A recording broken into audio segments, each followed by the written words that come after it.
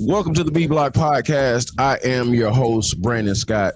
Appreciate you for being here. We're going to get straight to it. This is going to be one of the shorter episodes that we do, but I feel like the news that we got from the first day of Texans minicamp was significant enough that we should at least go through it a little bit. I wasn't there, unfortunately, wasn't able to attend. I do plan on being there on Wednesday. Wasn't there Tuesday, plan on being there on Wednesday, but I'll be damned if all of the news didn't just happen on Tuesday and I might have just missed the A topic, but we'll get into it here. And that is CJ Stroud and what we called in the last episode shoulder gate. It's been a point of conversation. What is the deal with CJ Stroud's shoulder? Why wasn't he throwing at voluntary OTAs? Would he throw at minicamp? Would he be ready for training camp and all of these other questions? Did he have surgery? All of these questions that we were left with coming out of OTAs, we got answered on Tuesday at Tuesday's minicamp, the first day of minicamp availability. And the news is that CJ Stroud was not only out there throwing, not only out there participating in the ways that you would expect him at this time of year, but he looked just fine. If you were to go out there, if I was just to take you to practice on Tuesday, from the way I understand it, if I was able to just take you to practice on Tuesday without any of the context of what had been discussed over the previous 2 weeks, you would have never guessed that CJ Stroud had been injured or was possibly injured or was limited just the week before. Like, you would not have guessed that based off of what he was doing and how he was playing and how he looked out there doing it. So CJ Stroud looks healthy, and I just want to point out that is all I think anybody wanted to see or wanted to know about, right? This is just how the news cycle works. I think a lot of people thought that there was being too much made out of the CJ Stroud stuff, and I understand where a lot of people are coming from with that. I think there is some legitimacy to it because the fact of the matter is we just don't have a whole lot to talk about or discuss or to lean on at a time like this. When you're trying to do June football, they're not really playing football right now. They're just out there kind of working out and going through some things. We kind of fixate on the things that we can talk about or the things that can carry us over, over a certain amount of time, whether it's a 4-hour show or filling in your column or filling up your TV segment or your podcast or whatever it is. And so I know that there was a feeling that maybe this story was being milked a little bit too much just because of the dog days of summer and the dead news cycle. I think there's a little bit something to that. I also push back against the idea that this was not important or this wasn't somehow a big deal. And here's what I mean. I don't think, I'll put it this way. I think we can make a big deal about the health of the quarterback, and we should make a big deal about the health of the quarterback, regardless of how big of a deal the actual injury is itself, if that makes sense. So for me, and if y'all remember this, I did this on the podcast and I did this in the early parts of the discussion on the radio, was to say that CJ Stroud's shoulder, whether it's because we didn't know how bad it was at the time, we just knew there was some kind of shoulder issue. CJ Stroud's shoulder and his overall and general health is, to me, directly correlated and tied to the strength and the capability of the Texans offensive line. And so while these are separate issues, they are related issues that I refuse to separate whenever I see the quarterback, let's say, injured or limited or dealing with whatever he's dealing with, even if his injury is not necessarily related to that, right? Like, it's not that my shoulder doesn't hurt because my offensive line can't protect. My shoulder hurts because I throw the ball too much and because I push it too much on my workout. That's fine. But I still cannot separate the importance of the quarterback and the team getting it right? So, like, here's where I'm coming from it. I've always thought Okay, when I picked the Texans to go 10-7 and win the division again, and do all of the stuff basically that they've done the last 2 seasons, for me, the main and obvious thing that could derail the Texans from realizing that potential or doing something that I feel like they are capable of doing is the lack of health for the quarterback, like an unhealthy quarterback, a CJ Stroud that is either limited, a diminished version of himself, or flat out not available to you at all. Okay. And the reality when it comes to CJ Stroud is over his first 2 seasons, his offensive line has underperformed in ways that not only hurt the potential of the team, but also put him in danger, right? Like the fact that they could not guard, or that they could not block against the Jets' interior defensive line his rookie season, and he ended up getting his head slammed on the ground. And apparently the turf out there, or the ground out there at that stadium is like concrete. Got a concussion, missed a couple of games. Okay. I thought that was a big deal. Been pointing this out on the radio. The last time we saw CJ Stroud play football, they were picking him off the ground and helping him off the field because the Chiefs were kicking his ass. And they were kicking his ass not by his own fault, but because his offensive line that was paid and brought in to protect him just flat out could not do it. Now, I know there were some criticisms on that coaching decision to bring back Shaq Mason and not maybe play Drew Scruggs, but that's something that we can't relitigate. The reality is that offensive line, the last time I saw them play, had CJ Stroud out there struggling. And not just struggling like performance wise, but like running for his life. Like I said, they were kicking his ass, they were picking him up off the ground. So it's hard to separate that context with when you see CJ Stroud out there and he's limited, And it doesn't have to mean like it's rough when you're dealing with something that people are so passionate about because you tend to deal in extremes. And so like wherever you are, you got to be on the extreme side. And so like if you were worried about CJ Stroud, it seemed like you were very, very worried, as if like his career was going to be over with. And if you weren't worried about CJ Stroud, you sound either flippant about the situation or just like, maybe just kind of brown nosing the narrative of whatever is being put out there to you. Like maybe not understanding what the urgency of it is. But for me, all that was important to know and to see was that the quarterback was healthy. Is he healthy? Is he good to go? What's the situation? How bad is it? When did this happen? What are we dealing with?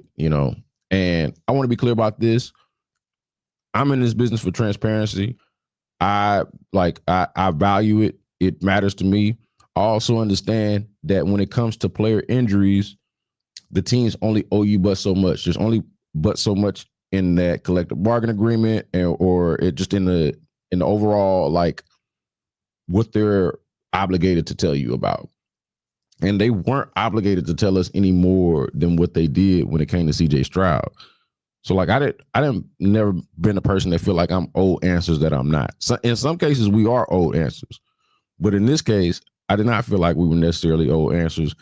I just still wanted to get down to the bottom of it, or to just have a little bit more clarity and understanding on exactly what was happening with the injury. And then also, and I think this is not even also, this is more so the point, and I was getting at this earlier, to shed a light on how important this moment is. I think that's the big thing that a lot of people were losing sight of, or maybe I shouldn't say that. The thing that's easy to lose sight of is the connection here of, hey man, this you got the quarterback. It seems like you got the quarterback right. It's really important in year 3, the last year in which before you're gonna make that decision, because you are gonna make that decision to go ahead and pay the quarterback. This is really your last 1 or 2 runs with it, right? You're gonna have this year, then you're gonna have next year. He will have signed the contract, but the contract won't have kicked in until the year after that, right? So the extension. So you really got 2 years down, 2 years to go for the most part on this rookie deal before the extension gets signed and kicks in. And you've already done some good things in the first 2 years. Don't want to take away from that. But the thing that was keeping you from going from good to great really was the offensive line. Okay.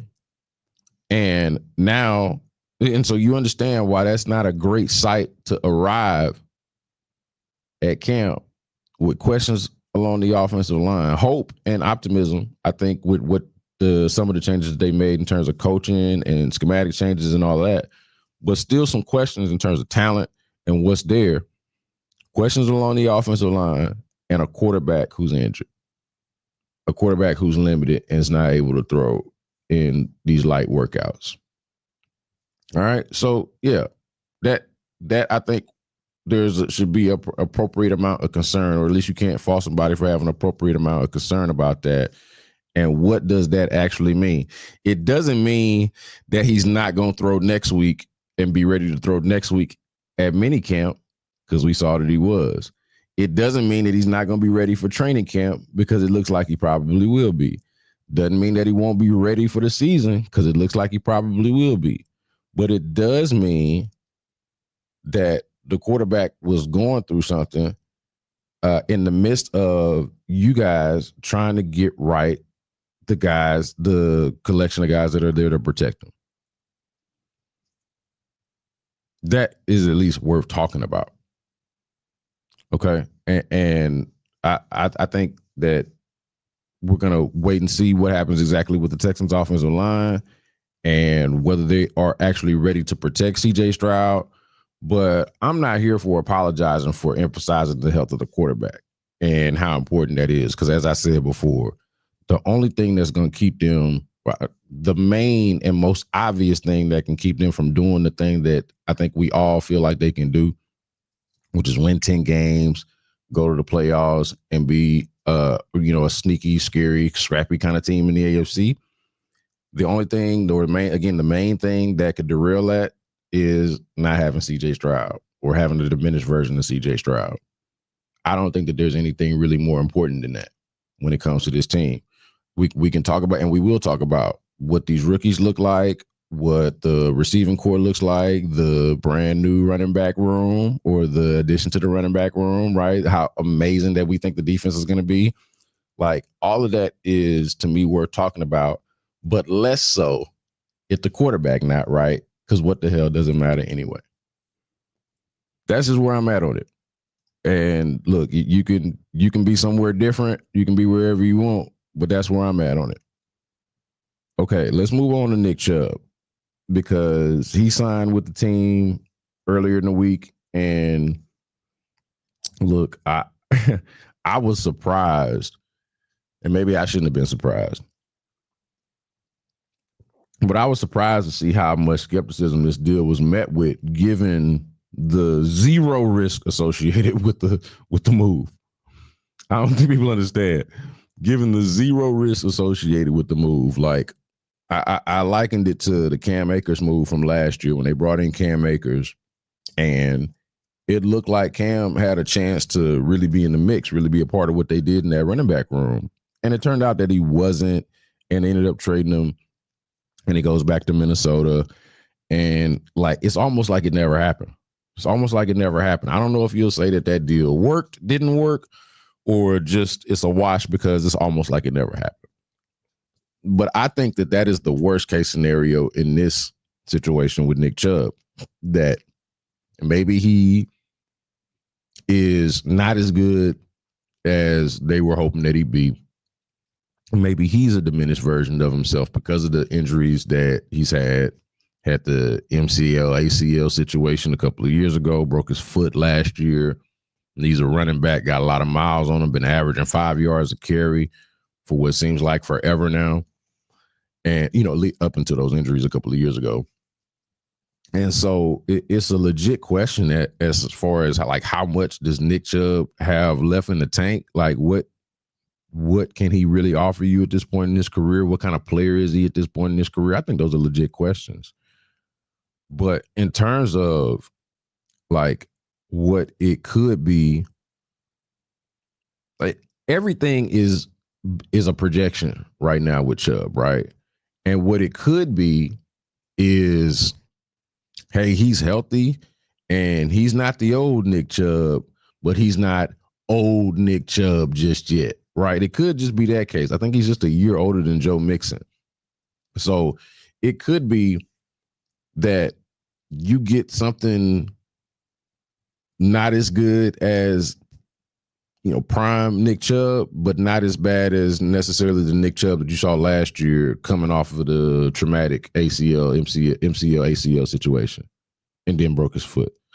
So, like, I don't know what Nick Chubb is right now. I don't know what Nick Chubb, and I'm not really here to like try to pretend to know what he's capable of at this point. I just know that if you compare it to the Cam Akers situation, it's basically that with much higher upside because Nick Chubb is just a higher caliber player. No shade to Cam Akers, but I think we can all acknowledge that, 4-time Pro Bowl, all pro, 5 yards a carry for however many seasons it was in a row. Like he is a special running back, a more dynamic type of downhill running back than what you normally get. He was like that at Georgia, been like that since he got to the pros. And so he's Nick Chubb. And the important part about this is that he's Nick Chubb and you're not really signing him to be Nick Chubb, right? Or like the version of Nick Chubb that we all got used to. He's coming in there to spell Joe Mixon a time or two here or there, and really do the thing that I've been talking about all offseason as a separate priority aside from CJ Stroud's health being most important. But managing Joe Mixon's workload and not running him into the damn ground, okay, and feeling confident in the options that you got outside of him, I think is important. And that's not something that it felt like they had last year, right or wrong, because I wanted to see a little bit more Dameon Pierce, but maybe there's a reason why we didn't, right? I wanted to see more Cam Akers early on. Maybe there's a reason why we didn't. I feel like with Nick Chubb, if healthy, and that is a big if, I acknowledge that's a big if, but if he's healthy, what he can offer you is far and away better than the options that you had last year and the options that you have currently, more importantly. And that matters. That's important. Big if, and if was a fifth, we understand. But if he's healthy, that is a development. That is them answering a particular issue and need that I've myself at least identified for them going back to last season. Backup running back. Another running back aside from Joe Mixon, so he doesn't have as drastic and ridiculous a workload. What is the downside? What is the possible downside of bringing in Nick Chubb? Now, I actually asked this on social media, and I got a couple of interesting responses. Ones that I had thought about, but I just got to say, I don't feel like these are the things that are likely to happen. And the thought was, well, you cut or trade or you somehow get rid of Dameon Pierce and rely on Joe Mixon and Nick Chubb to be those guys, but both of those guys are older and something happens to one or both of them and you don't have no running backs. That would be the worst case scenario. I can't dispute that is something that could happen and would be awful if it did. But I don't think that that's what's going to happen. Like, here's what I think is going to happen. I think that they're going to keep. I don't think they're going to keep less than 4 running backs. And it could be any combination of Joe Mixon, Nick Chubb. I think Woody Marks is going to be there. And I doubt that they're cutting Dare Ogunbowale. I think they value him in his special teams role. And so there's 4 backs right there. Woody Marks, they drafted. Of course, we already know, and we're taking, like, in this exercise, Nick Chubb just automatically makes it, right? So Joe Mixon, Nick Chubb, that's 2. Woody Marks, the rookie that they just drafted, that's 3. And I don't think that they're cutting Dario Ngumbawale. Where does Damian Pierce fit into all of this? Now, that part is interesting because Damian Pierce, even right now, as we sit here and talk about it, is dealing with some kind of injury. Has not been out there or was not out there, on Tuesday. And so I think that there's a question of, okay, how healthy or not healthy is Damian Pierce? How ready is Damian Pierce? And how much do they really need him now anyway? If they got Nick Chubb as their backup running back, and they got some options, plenty of options in the kick return game. I got a tough time imagining that Damian Pierce goes somewhere and is like the one that got away. I think maybe Damian Pierce could use a change of scenery. Maybe his career can be revitalized somewhere else. But I don't think it's going to be a situation where, I wish we would have kept him and not signed Nick Chubb. I don't think that is happening, because even if Nick Chubb is somehow not the guy, like last year, that opportunity presented itself and there was nobody that really stood out and took the bull by the horns, so to speak, right? You had just Joe Mixon and others. I think if something happens to Nick Chubb, or if Nick Chubb can't go, it'll be Joe Mixon and others, unless Woody Marks. And I think Woody Marks is somebody that is dynamic and presents some things that they didn't have last year. So I don't see it, and if we're being honest about it, I haven't seen a lot of people say it or act like they seen it with Damian Pierce, like it's going to be a, situation where we just got to keep him and he's going to be the guy that got away. I'm rooting for the guy because he is impossible to not like. Damian Pierce, a hard worker, a good teammate, just a dude with a lot of positive energy and fun, funny, cool, man. Like a cool dude to be around, very easy to root for. But if we just kind of like keeping it real, they done brought in Nick Chubb now. And Nick Chubb, if healthy, is just clearly a better option. Nick Chubb, if not healthy, it's not going to really hurt or cost the team anything. Like I think, and somebody I think pointed this out on the Sports Radio 610 media social media page after I posted something about the Texans signing Nick Chubb, and it was something along the effect of, like I think we were using a segment that was done about like what does this mean for Damian Pierce, and somebody pointed out like, man, I don't know if he's gonna make the team anyway. And I thought about that, like I think I kind of assumed he was gonna make the team, and I would still, like, if I were to bet on it, would probably still bet on him making the team. But that might not be a good bet at all, because I'm not really sure either. Now that you mention it,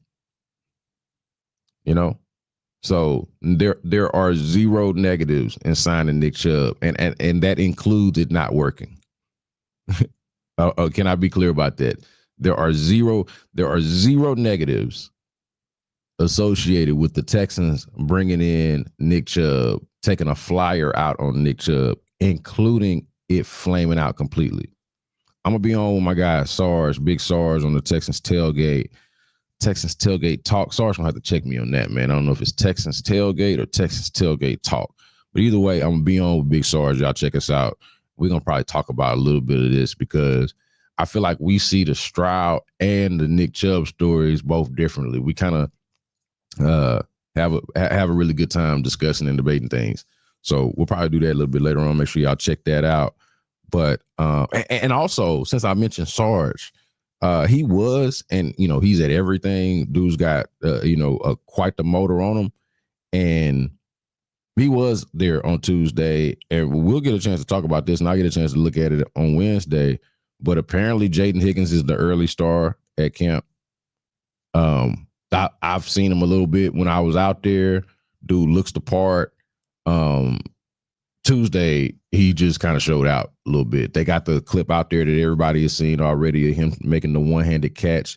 CJ threw a beautiful ball to him. He makes the one-handed catch with Kamari Lassiter draped all over him. I mean, I'd say this. While I'm not apologizing for the CJ Stroud minor concern, wouldn't even call it panic alarm. Maybe we just do too much radio, but don't tell nobody I said that. But like, I'm not apologizing for being concerned about the quarterback. Like that take, I'll stand by 10 toes down. Like if the quarterback got a paper cut, I want to know about it and know how is it going to affect his performance. And like, you know what I mean? Like I don't think that you can overstate that, especially when the quarterback is good. I should have pointed that out earlier. If CJ Stroud wouldn't work for them, we wouldn't have been talking about it like that. Making a big deal out of CJ Stroud's shoulder is an acknowledgement of CJ Stroud, the star, of how great he is. If it was just name your quarterback that you're unimpressed with, I don't have to call nobody out by name. Y'all know the quarterbacks. Y'all know the quarterbacks that the Texans had before CJ Stroud. If it was just any one of them guys, I don't think nobody would have cared. But it's the significance of the player. It's an acknowledgement of the significance of the player. So while I stand on that, the take that I had last week that I want back, I'm just going to be honest with y'all here on the podcast based off of what I've been seeing and hearing about Jaden Higgins. The take that I want back is Christian Kirk as the for sure number 2 wide receiver on this team. You want my early camp overreactions? This is going to be one of them. This has got to be the one. Jaden Higgins, the second round rookie out of Iowa State, got the size, got the speed, even though it doesn't, it's real smooth though. Like it doesn't look like he's moving. He's like a deer out there or something. Like just the long strides and he's covering ground. And you're like, damn, how is he moving like that? But this is the early camp star for the Texans. The early camp star for the Texans, and it makes me want that take back about Christian Kirk being the obvious and clear number 2 wide receiver until proven otherwise. I did put the caveat in there of until otherwise, until one of these other guys shows themselves to be that. And it looks like when I said that, I meant like when the season comes, maybe even training camp, but more so when the season comes. I didn't realize that a week later, after just one practice or two practices after that he will have made so many plays and so many impressive plays that it makes that take kind of age like spoiled milk. Like if what we're seeing at practice so far translates into the games, they got a 1-2 punch, and it's going to be Nico Collins and Jaden Higgins, and Christian Kirk is going to be a nice option out of the slot. I think the point I was more so trying to make with Christian Kirk was he's the most outside of Nico Collins, he's the most accomplished guy out of that group, out of that wide receiver group, and that your number 2 guy can be your slot guy. I think that was the overall point that I was trying to make, that I was getting at. Maybe got a little ahead of myself in terms of how Jaden Higgins projects and what he could mean to this offense. And so overall, that is to say that it was good news. Tuesday was for the good news. And Wednesday, starting off good about it. We'll get out there practice to see what's going on. Also talk to Big Sarge a little bit later. We can make that, cross-pollinate that. Cross-pollinate. Wait till the end of the podcast, say something stupid. Cross-populate that episode and see what's going down. In the meantime, make sure that you are subscribed to the B Block Podcast wherever it is that you get them. Also check us out on YouTube. We are a Foolish Club media partner. We are proud to do it. But until next time, y'all be good.